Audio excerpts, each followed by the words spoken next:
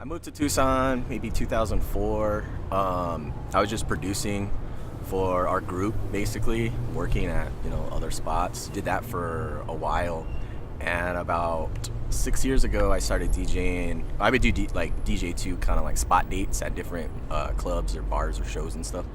And we used to do a night at Mr. Head's every Friday, and it lasted like 5.5 years. And then when that night ended, I didn't want to just do another like DJ night. I was kind of bored of it and over it. And so I talked to Rock, we got together and just kind of like, we've always talked about doing a pushing buttons type night like that, where we bring out the gear and show people, and it's like chords, and it's a huge wow factor, And it just worked out. He was down with it, talked to them at Flycatcher, and from then on, and it picked up really quick. Like, we haven't really had a slow night, and we're a little bit over 2 years in. I have a huge background with all the hip-hop producers, not just in Tucson, but around, And then we also kind of linked up, and the more people that played with us that was just into electronic, it would just kind of realize, hey, we're using all the same like analog gear, synths, samplers, drum machine, like everything. We're using the same gear, we're just making different music. And so they would come out and be like, oh, you use a Juno and a this and the MPC to make hip hop? You don't use your MacBook, And I'm like, nah, fuck that shit, And it's like 3 tables of gear. And so I think a lot of the electronic heads kind of respected that, and we kind of like other people started noticing it too and brought it together. I mean, there's always been like electronic nights going on before.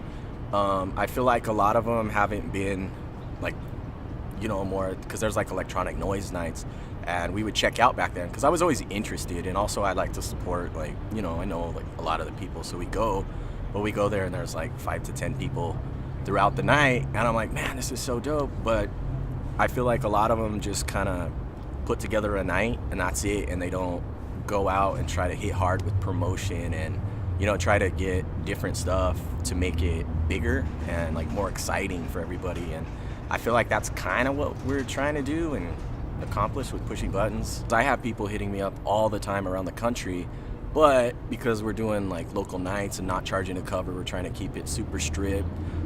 If there is any money, I try to throw it at the people playing, which there's hardly ever any money because it's a free night, so I can't get like I can't bring heads out from LA that throw really good nights there, but I feel like we do make noise, because I don't know, I get emails all the time about it, about people trying to come down, and it's a lot of time it's like people that I grew up like respecting, and listening to, and they're touring and like, hey, I heard you had this going on.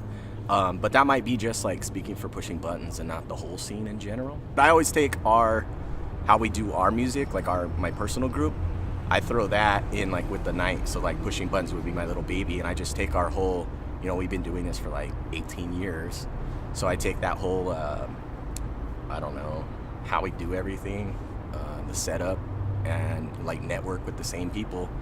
And it just kind of helps that grow too. And then with electronic and hip hop scene, I just call it producers though. I wouldn't even call it like an electronic night. I just call it like a beat night or a producer night.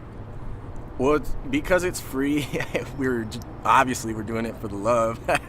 People come out and play for free because they're like, hey, our whole thing too for it has been, I want to get the bedtime or bedroom producers that there's so many people, electronic and hip hop, that have so much good music, but no one will ever hear it because they're not a part of a group that's, playing shows or whatever. And at the time there wasn't any type of like constant just music night, producer night going on, so we felt like it was perfect to do that. And this helps like those guys come out and they're so excited. A lot of them that have never, it's like their first time, they're super nervous, they play it and kill it, and they're like, thank you for putting this together and giving us a place.